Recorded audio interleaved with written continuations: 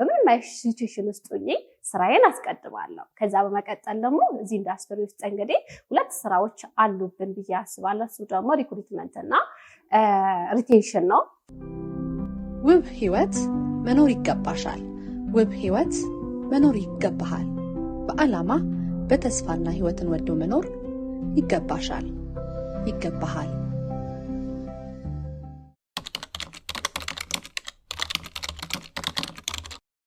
አመሰግናለሁ። እንዴት ናችሁ? የግሎባል አፕላይን ቤተሰቦች ማክዳ ንረዲ ነኝ። ተወልጄ ያደግኩት ወልቂጤ ጉራጌ ዞን አካባቢ ነው ማለት ነው። በሰርቪን መሐንዲስ 2014 ላይ ግራጁዌት አድርጌያለሁ። ብሬክስሩን ከማግኘት በፊት ህይወት እንዴት ናት? ላይክ አቅጣጫ ያሌለው ህይወት ነበር ስመራ የነበረው ማለት ይቻላል ማለት ነው። ላይክ ይህንን ሰርቪንም ዲፓርትመንትን ተመርጦልኝ ነው ያበላል ተብዬ ነው የገባሁትን። ከዛ ወጥቼ እንግዲህ የራሴ ቤተሰቦችን ህይወት ለመቀየር አሪፍ ገቢ አሪፍ ደሞዝ ይኖረኛል ብዬ ኤክስፔክት አድርጌ ነበረ። ተመርቄ ስወጣ ግን እንደምፈልገው አላገኘሁትም። ነገር ግን ቅጥር ህይወትን አግኝቻለሁ። ኮንስትራክሽን ላይ ሰራ ነበረ። ኮንስትራክሽን ላይ ዲዛይነር ሰራ ነበረ።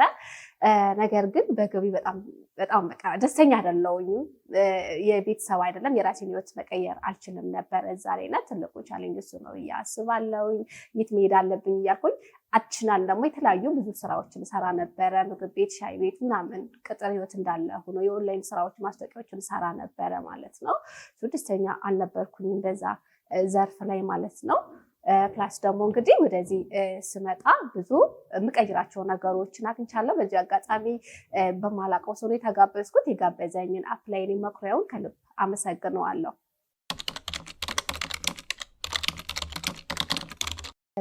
ከኔትወርኪንግ ማርኬቲንግ ጋር የተዋወቅኩበት በማላውቀው ሰው ነበረ። በኦንላይን ነው ያገኘሁትን ማለት ነው። ይሄንን እድል በደንብ ህይወት መቀየር ፈልጋለሁ። ቅጥር ህይወት ላይ ያለሁትን የተለያዩ ስራዎችን እሰራለሁ። ግን ውስጥ ደግሞ ደስተኛ ህይወት አልነበረኝም እና ይሄ እድል ሲቀርብልኝ ህይወትሽ መቀየር ትፈልጊያለሽ ብሎ ነበረ ይሄ እድል የቀረበልኝ። በጣም ደስ አለኝ። በአካል ሄጄ መረጃዎቹን ሰማሁ።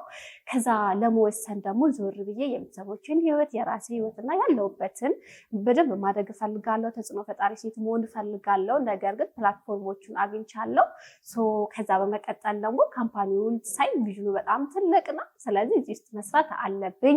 የምርም ህልሜን ማሳካበት ህይወቴን የምቀይርበት ዞር ብዬ ቤተሰቦችን ህልም ማለትም ያሉበትን ሳይ በደንብ እነሱ መቀየር አለባቸው ብዬ ስላሰብኩኝና ሳየው ቪዥኑ በጣም ገዝቶኛል እና ዲሳይድ አድርጌ መስራት ጀመርኩኝ።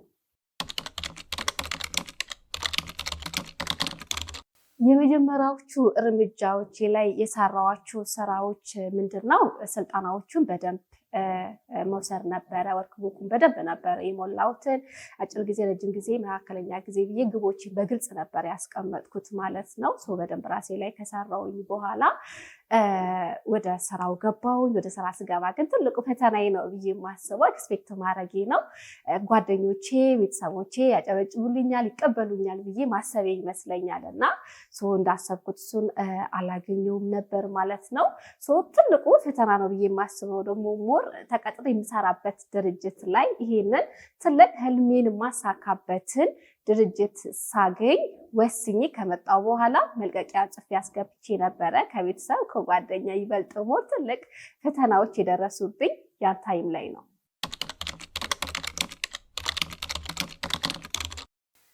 መጀመሪያ አካባቢ ላይ እንግዲህ ጀማሪ ሁኜ የምሰራቸው ስራዎች ቢዝነስ ክላሶች ስልጠናዎችን ወስድ ነበር። ሲስተም ትሬኒንግ በድግግሞች ነበር ስልጠናዎችን ስወስድ የነበረው ማለት ነው። ከዛ በመቀጠል ላይክ እዚህ ኢንዱስትሪ ውስጥ ደግሞ 4 መሰረታዊ ስራዎች አሉብን።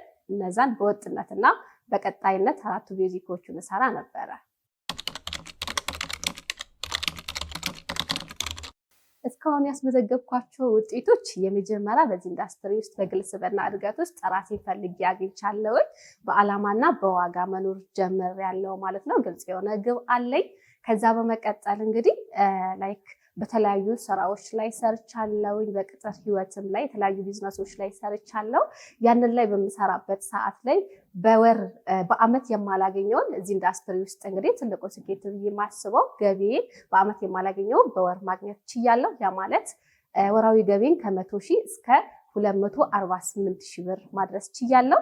አንድ ብዬ ጀምሬ ብቻዬን ዛሬ ላይ ከ1500 በላይ ዳውንላይኖች አሉኝ ማለት ነው። የሰው ልጅ ከሀገር ሲወጣ ላይክ ቢዝነስ ለመስራት ለስደት ምናምን ነው የሚሄደው የሚል ብቻ እምነት ነው ያለኝ። አሁን ላይ ኤንቲቪ ራንክ ላይ ይገኛለሁ። ትራቭል ለማድረግ ደግሞ መስፈርቱን አሟልቻለሁ።